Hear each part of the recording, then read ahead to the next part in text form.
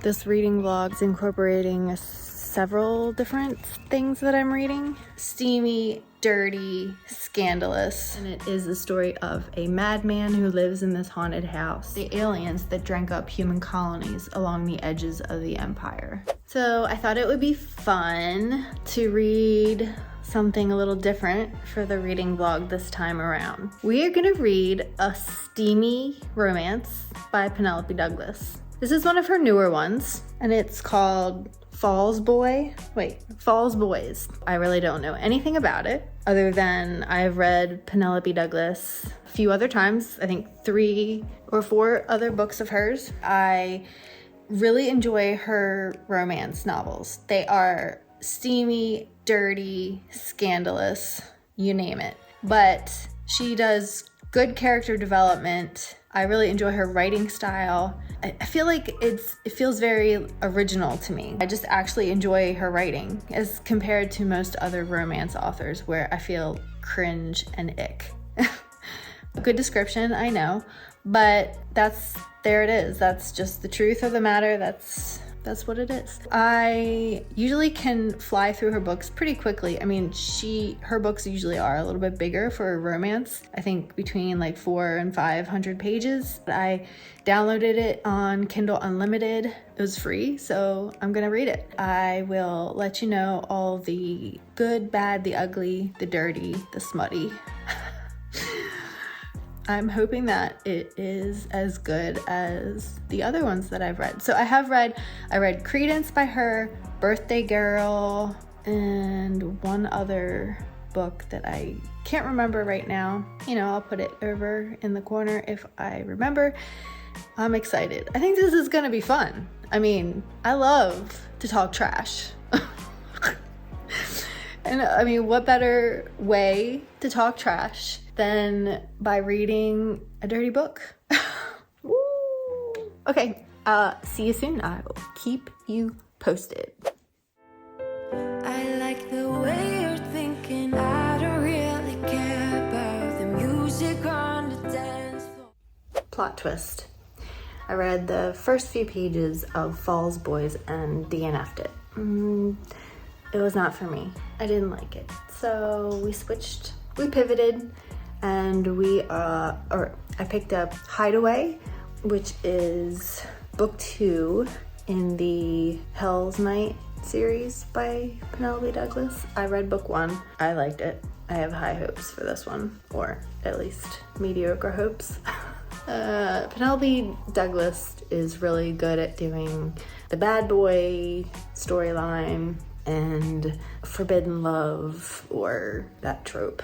So I like that. I don't mind that. I'm about 10% in so far. It is following Kai, who is another boy in this group of friends, and book 1 was about Michael. So there's a mystery. There is Kai, who he likes to hide and not reveal his self to anyone. He keeps things secret. So that's about as far as we've got.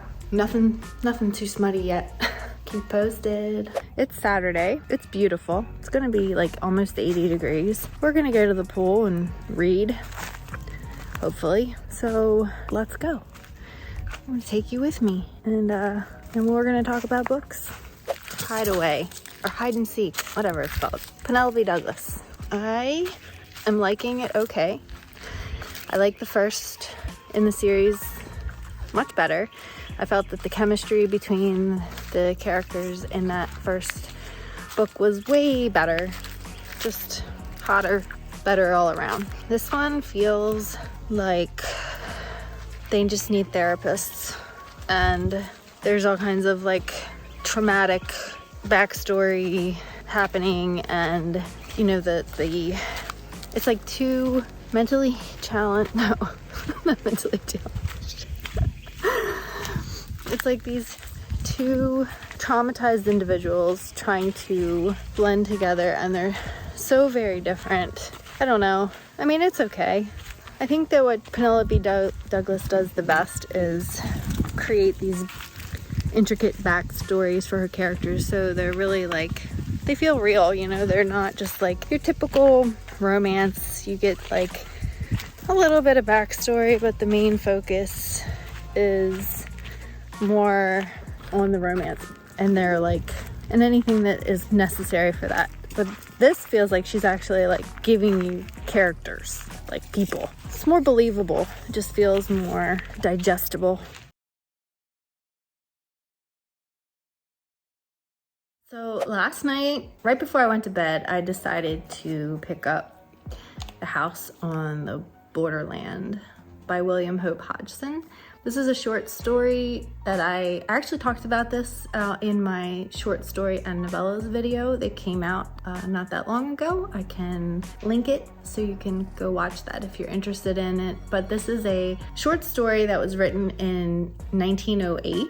And it is a haunted house story. It is about two fishermen who go on a trip, and in their explorations, they find a journal. And it is the story of a madman who lives in this haunted house. Apparently, there are like other dimensions and supernatural creatures. It's supposed to be pretty scary. I thought that this would be a good time to pick it up just for, number one, a change of pace because I just finished that big sci-fi book, and also because I have been meaning to pick up more short stories lately. So this one is 152 pages, and last night I read to like page 16. So I didn't get very far because it was like, 30 minutes before I decided to go to bed. Even in the first 15, 16 pages, it's already getting creepy. There's one little section I thought I would share. You can just tell in the language that he uses. So this is actually an excerpt from the journal that they find, and it says, "I have heard there is an old story told amongst the country people to the effect that the devil built this place. However, that is as may be, true or not, I neither know nor care, save as it may have helped to cheapen it ere I came. I must have been here some 10 years before I saw sufficient to warrant any belief in the stories current in the neighborhood about this house. It is true that I had, on at least a dozen occasions, seen vaguely things that puzzled me and perhaps had felt more than I had seen. Then as the years passed, bringing age upon me, I became often aware of something unseen, yet mistakably present in the empty rooms and corridors. Still, it was, as I have said, many years before I saw any real manifestations of the so-called supernatural. It was not Halloween. If I were telling a story for amusement's sake, I should probably place it on that night of nights. But this is a true record of my own experiences, and I would not put pen to paper to amuse anyone. No. It was after midnight on the morning of the 21st day of January. I was sitting, reading, as is often my custom, in my study. Pepper lay, sleeping, near my chair. Without warning, the flames of 2 candles went low, and then shone a ghastly green effluence. I looked up quickly, and as I did so, I saw the lights sink into a dull, ruddy tint, so that the room glowed with a strange, heavy, crimson twilight that gave the shadows behind the chairs and the tables a double depth of blackness. So that's actually more than I meant to read, but I think it's good. The language in it is not hard to read or understand, and it certainly is evocative of that eerie, creepy, haunted house feeling. And so I think that is one of the best things about reading short stories is like they don't waste any time building it up. It packs a punch. You get that satisfactory, hopefully, you get that satisfaction pretty straight away. I am really liking it. I think that it will probably take me not very long to get through it, probably just maybe 2 sittings. And so I will check back in with you when I get a little further in and let you know how I like it and if I recommend it. See you soon. So, quick update on The House on the Borderland. This book is very strange, but I can see why it is considered a classic horror because for having been written in 1908, it certainly does a lot of what I can imagine to be unique things for the time. There are these creatures that have the head of a swine that have hand-like appendages, except they have claws or talons at the end, and they walk on 2 feet, and all kinds of weird things, and little clues and indicators that this person, this madman who's journaling these events is definitely a madman, and that he is the only one, I guess, seeing these things.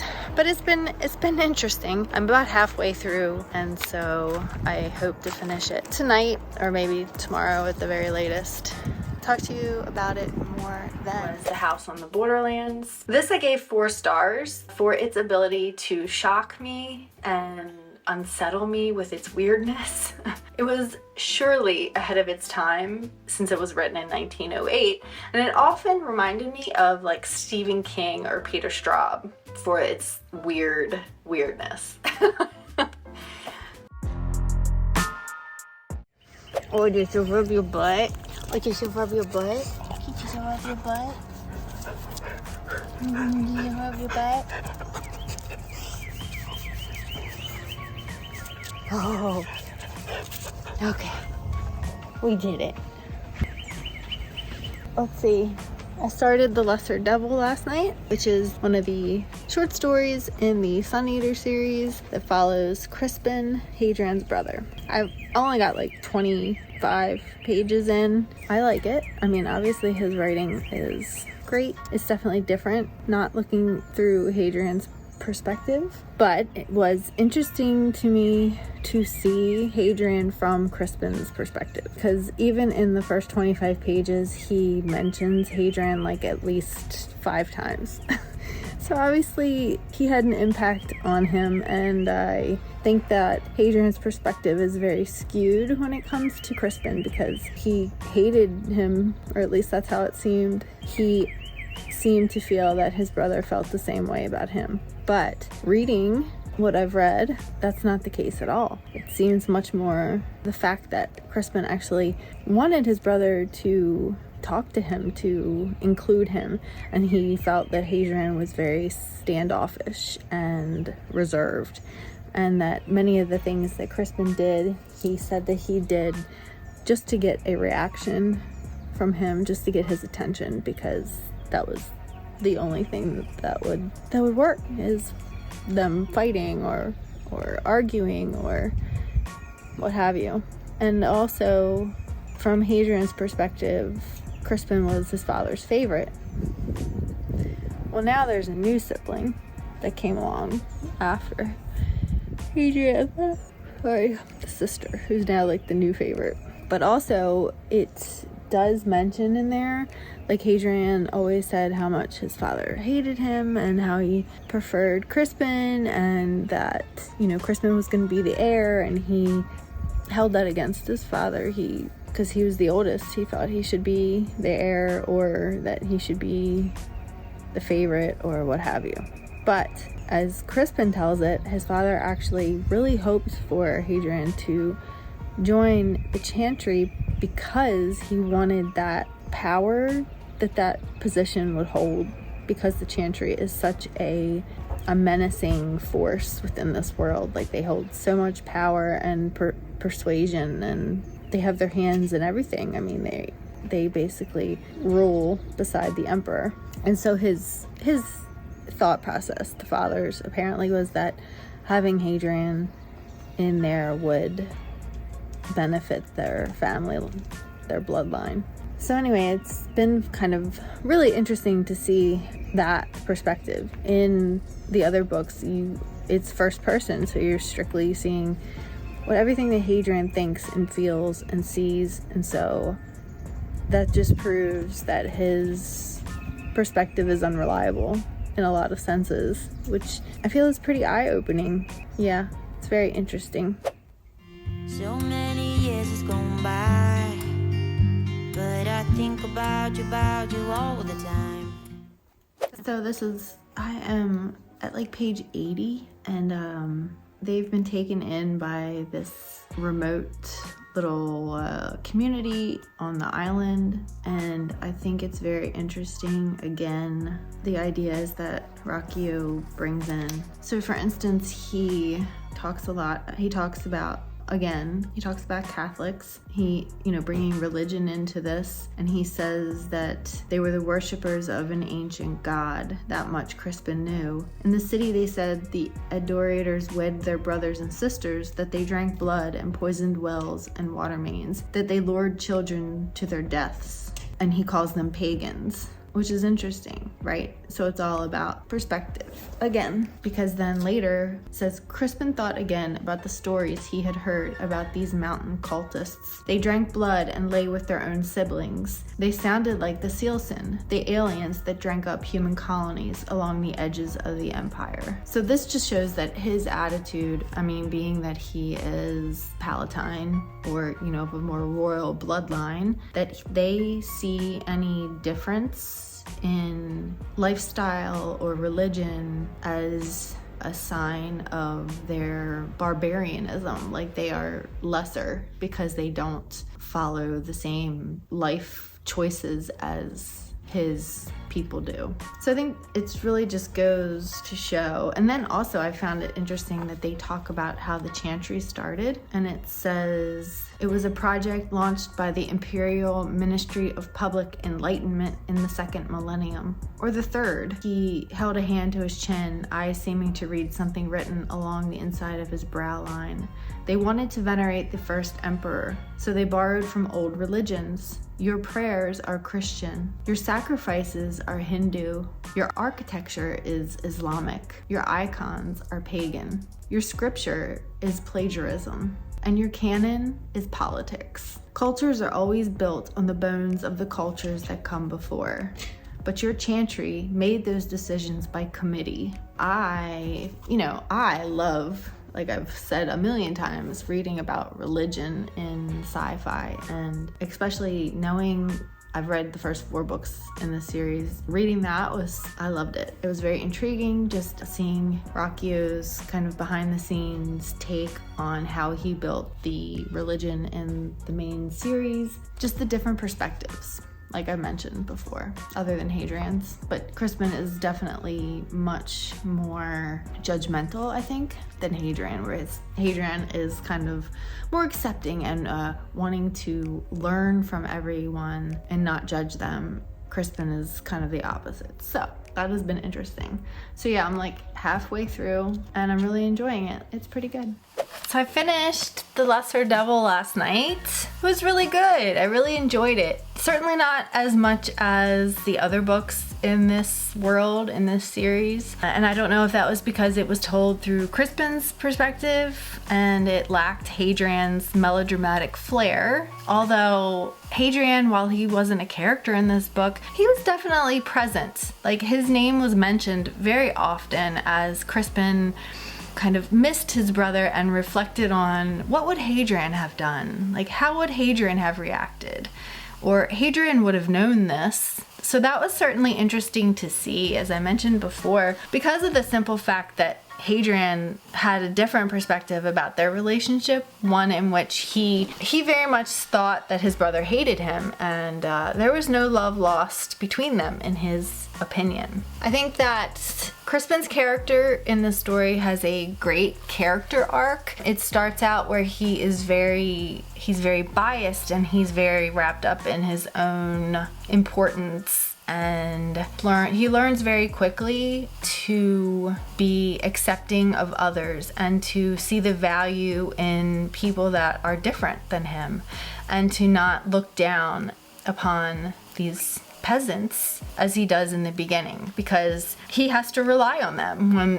When the shit hits the fan, he needs to rely on these people to have his back and to help him. Otherwise, their fates would have been very different. And so, while the impetus certainly was him wanting to make sure that his sister Sabine is okay and that she survives. It also ends up being his own evolution, and so that was interesting. I think another thing that Ruocchio really does in here is he expands on the religion in this world, how it came to be, the history. So that was pretty interesting, I thought. Yeah, I mean, that's pretty much it. I think I ended up giving this like 3.5 stars simply because I felt so much of it dealt with Crispin's kind of inner turmoil and his feelings of like, I'm not good enough. But then towards the end, it definitely took a turn where it felt much more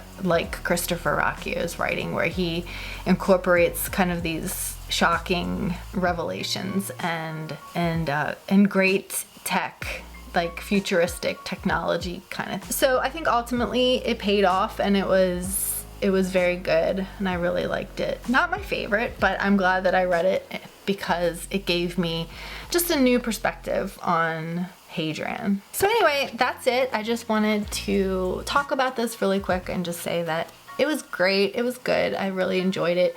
If you are reading the Sun Eater series, I think that you don't necessarily have to read this, but if you wanted to, it definitely adds some value, and I'm glad that I read it. I think next I'm going to be picking up Rendezvous with Rama, and so that will probably also be in this vlog. It is a shorter book. It's like under 300 pages. Keep watching, guys.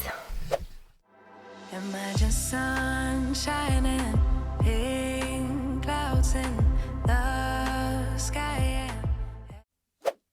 I all started Rendezvous with Rama by Arthur C. Clarke. I started last night.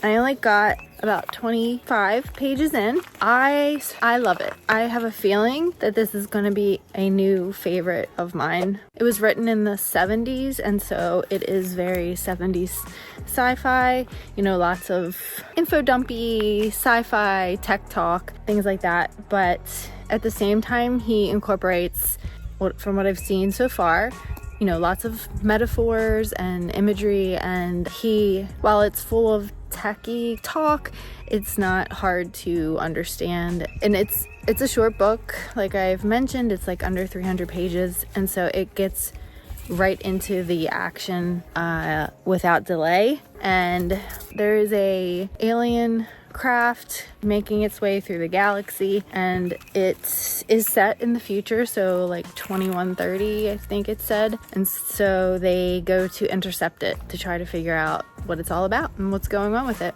And that is only, you know, that's where I've left off.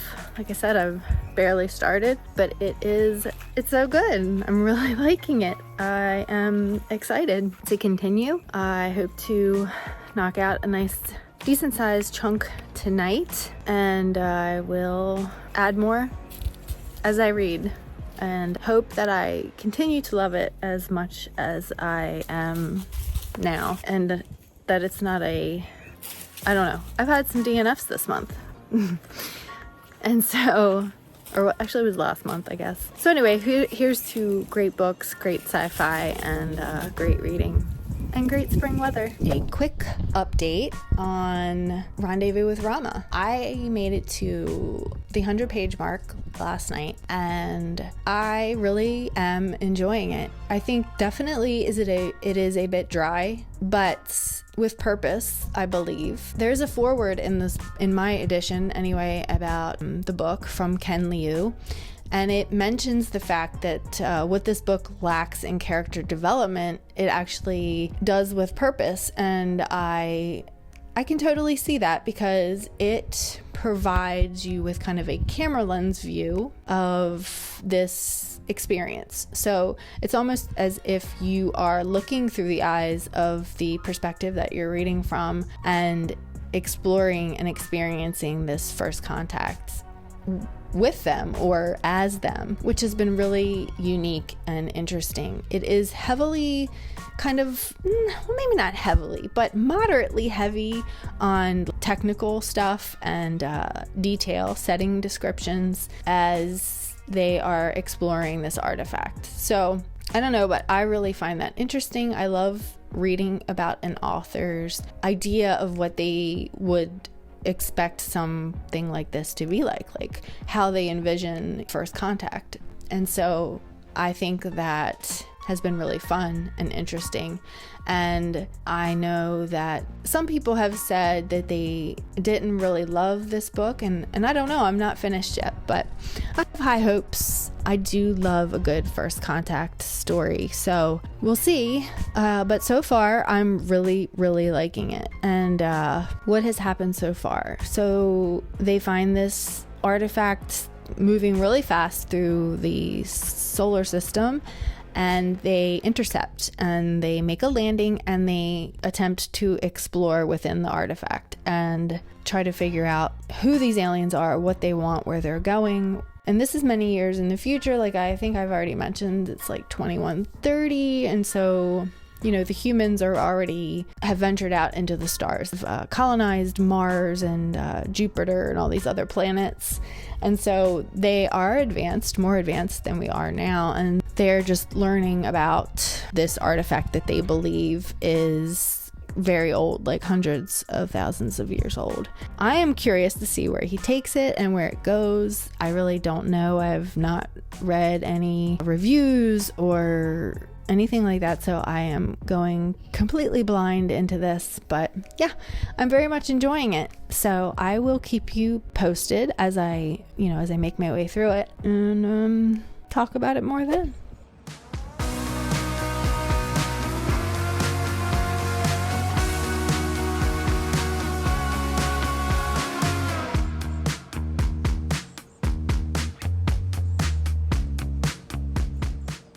Back to wrap up the final book in this reading vlog. So I finished Rendezvous with Rama and I gave it 4 stars. I thought that it was really spectacular. I can totally understand why it is a classic because it was so much fun. It really delivered. It jumps right into the action, which I think I've already mentioned, and the fact that there's not a lot of character work, I think I already talked about. But still, I found myself so invested in the outcome. I was so curious as to what was going to happen and the direction that the story was going to take. I thought that it was imaginative and clever. It definitely, I have my notes here that I took while I was reading it. It definitely instilled the question of like what it all means in the bigger scheme of things in life, and particularly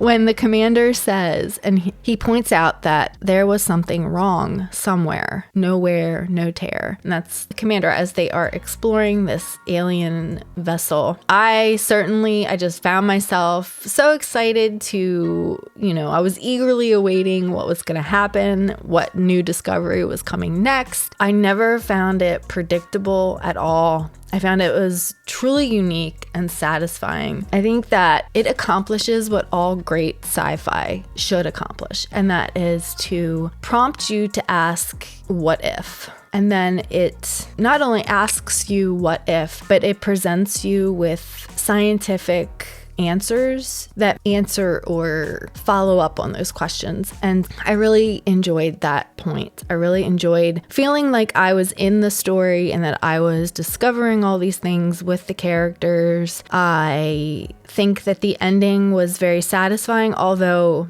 I would have liked a little bit more answers as to who the aliens were and what it all means. I feel like it was very open-ended, which I'm fine with that. And I do understand that there are more in this series. I might be curious to pick up the next book and see what happens. But I also feel like this would stand alone just fine. Like it doesn't need to have more, and sometimes it's better not to have all the answers. Your imagination can fill in the blanks and almost provide a better, more satisfying resolution than sometimes the resolution that the author decides to give you, because maybe it's not what you wanted or expected. So there is that. But yeah, I would recommend this book if you are into sci-fi, knowing that it is a little dry at times, not a lot of character development, but there is some humor, there is some great descriptions and some great and unique ideas. yeah, that's it. That's gonna wrap it up. I think that it was really fun doing this little conglomeration of different books in one vlog, particularly because most of them were DNF, were shorter. So I don't know, let me know if you liked this, if you would like to see more videos like this. That's it. I'll see you guys again soon. Thanks for watching.